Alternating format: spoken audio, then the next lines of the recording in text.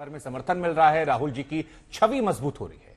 लेकिन एक दूसरा पहलू इसका जब हम देखते हैं तो यह नजर आता है कि सबसे पुरानी पार्टी तमाम क्षेत्रीय दलों को न्योता दे रही है कि आप आइए, बड़ी लड़ाई में साथ लड़ेंगे। लेकिन कोई कह रहा है कि भाई हम बिजी बहुत हैं, कोई कह रहा है कि हम जाएंगे नहीं। तो ये जो स्थिति है ये क्या असहज करने वाली नहीं है? क्योंकि नंबर गेम में आपको जरूरत पड़ेगी। और ये भी कहते हैं कि दिल्ली का रास्ता जो है वो लखनऊ होकर निकलता है सर, और लखनऊ की स्थिति यह है कि वहां पर जो जितनी बड़ी पार्टियां हैं वो थोड़ा कन्नी काटते कम से कम नजर आ रहे हैं, ऐसा प्रतीत हो रहा है। देखिए, मुझे लगता है शुभांकर जी, अभी 2024 में क्या होगा, कौन किसको समर्थन देगा, कौन किसको समर्थन नहीं देगा, उसका चर्चा का विषय नहीं है। डीएमके ने जिस समय पर तमिलनाडु से कन्याकुमारी से यात्रा शुरू हुई तो शुरुआत होने में ही डीएमके हमारे साथ थी। और एक कंसेप्ट और भी है, एनडीए वर्सेस यूपीए वाला। यूपीए के जो मैक्सिमम घटक दल हैं उन्होंने जहां पर भी हमारी यात्रा गई है उसका पूरी तरह से खुले दिल से समर्थन किया है, चाहे वो एनसीपी रही हो, चाहे वो हरियाणा में रहे हो, चाहे बाकी लोग रहे हो। बीएसपी के भी एक सांसद हमारी यात्रा में शामिल हुए दिल्ली में। तो ये विषय कहीं पर भी किसी भी रूप में 2024 से जोड़कर नहीं देखा जाना चाहिए।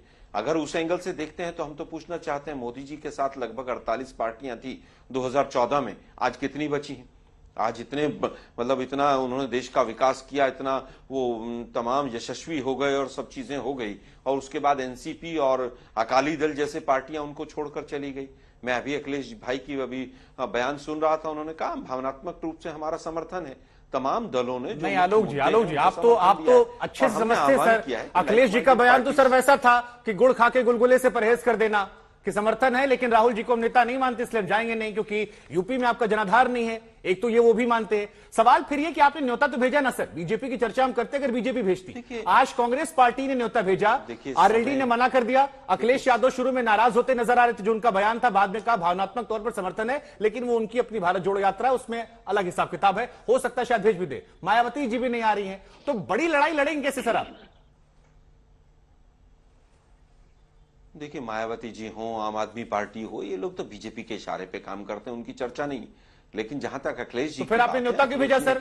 मायावती जी की पार्टी को न्योता भेजा आपने? हमें भी न्योता, एक मिनट सुनिए ना सर, अरे सुनिए ना सर, आप सुनिए तो सही। हमने तो लाइक माइंडेड पार्टीज को सबको आह्वान किया है। न्योता किसको भेजा किसको नहीं भेजा मेरे पास आधिकारिक सूचना नहीं है, क्योंकि अभी अखिलेश जी ने कहा कि मेरे पास कोई इस तरह का पत्र नहीं आया है। अब आया है कि नहीं आया है वो तो बेहतर ही है, भेजने वाले और वो जो जिनको रिसीव होना है वो बता सकते हैं। लेकिन मुझे लगता है कि भावनात्मक रूप पे उन्होंने भी समर्थन दिया, भावनात्मक तौर पर समर्थन दिया है पूरी तरह से तमाम दल। अब आपका जो पूरी तरह से वो एक मिनट शुभांकर जी, आपका जो टॉपिक है ना आज तक पे बड़ा अच्छा है कि किस तरह से जो विपक्ष है, विपक्ष क्या किसी तरह से डरा हुआ है, क्या मजबूरी है विपक्ष की, ये तो विपक्ष बेहतर बता सकता है। लेकिन हमारा जो मुद्दा है सीधा सीधा, वो सीधा ये है कि जो मुद्दे आज के हैं देश के सामने, उसके लिए यात्रा है ना, 2024 के लिए है। हम तो कह रहे हैं कि आज भी बीजेपी के जो लोग चाहते हैं कि हाँ, इस देश में पूरा इकोनॉमी का कबाड़ा इन्होंने किया है, वो लोग भी यात्रा में शामिल हों। सिविल सोसाइटी के लोग जो हमें पानी पी पी के कोसते थे, वो लोग भी यात्रा में आगे आगे चल रहे हैं। ठीक है, हमारा सबको आह्वान। ठीक है, मैंने आपको काफी समय दिया सर, काफी सुना भी मैंने आपको। गुजरात चुनावों के बाद कई नेताओं ने बयान दिया कि आम आदमी पार्टी और ओवैसी जी ने वोट ना काटे होते तो शायद हम जीत जाते। पॉलिटिक्स ऐसे ही चलती है नंबर गेम पर सर, और अगर नंबर गेम में आपको सबका साथ चाहिए और नहीं मिल रहा फिर सवाल तो आएंगे सर। लेकिन घनश्याम जी मैं आपके साथ हूं और गौरव जी मैं आपके पास आऊंगा। एक बार पहले घनश्याम जी स्टैंड क्लियर कर दीजिए कि न्योता गया है कि नहीं गया है, क्योंकि कांग्रेस कह रही गया है, अखिलेश जी मीडिया पर गुस्सा हो रहे थे कि अगर है तो अपनी जेब से दिखा दो। और दूसरा सवाल ये वैचारिक समर्थन क्या होता है सर? ये तो वही हो गया जो मैंने शुरू में कहा, गुड़ खाया गुलगुले से परहेज कर दिया।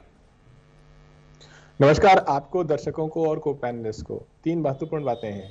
पहली बात कि भारत जोड़ो जो मुहिम है, एक तरीके से तो 2014 में ही शुरू हो गई थी, जब भारतीय जनता पार्टी ने भारत तोड़ो की मुहिम देश भर में हिंदू मुसलमान बहस प्रतिदिन शाम को करवा करके, प्रवक्ताओं को भेज करके, साध्वी प्रज्ञा जैसे लोगों को चाकूबाजी, छुरीबाजी, और प्रधानमंत्री जी का कहना है कि कपड़ों से किसी को पहचान सकते हैं। तो भारत तोड़ो की मुहिम भारतीय जनता पार्टी की शानदार है, सफल है।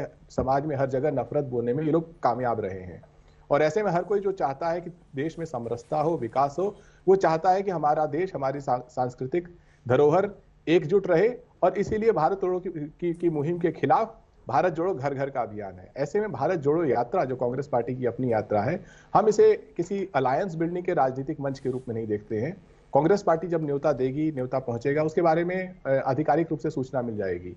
वो सूचना आपको मुझसे पहले मिलेगी, क्योंकि वो कांग्रेस पार्टी की तरफ से मिलेगी या हमारी तरफ से आधिकारिक रूप से मिलेगी। लेकिन इसको इस तरीके से देखना कि क्या ये चुनावी अभियान है। चुनाव तो अभी समाप्त हुए कुछ समय पहले, जहां पर बतौर मुख्यमंत्री प्रधानमंत्री जी को खूब वोट मिले गुजरात में, लेकिन बतौर प्रधानमंत्री बाकी सभी राज्यों में वो हार गए। हिमाचल में हार गए, दिल्ली में हार गए। तो 2024 में अगर जिसको भी लगता है कि 2024 का क्या माजरा है, उसकी दो तस्वीरें हैं। 2023 में अनेक चुनाव हैं जो कांग्रेस बनाम भारतीय जनता पार्टी के चुनाव हैं। भारतीय जनता पार्टी को अगर अपनी ताकत दिखानी है 2024 के लिए, उस चुनाव में दिखाए। और दूसरी बात ये, बतौर प्रधानमंत्री अगर देश बेरोजगारी को, महंगाई को मुद्दा मानेगा जो भारतीय जनता पार्टी के लिए अदृश्य है, अगर देश आपसी नफरत को मुद्दा मानेगा तो भारतीय जनता पार्टी का सफाया हो जाएगा।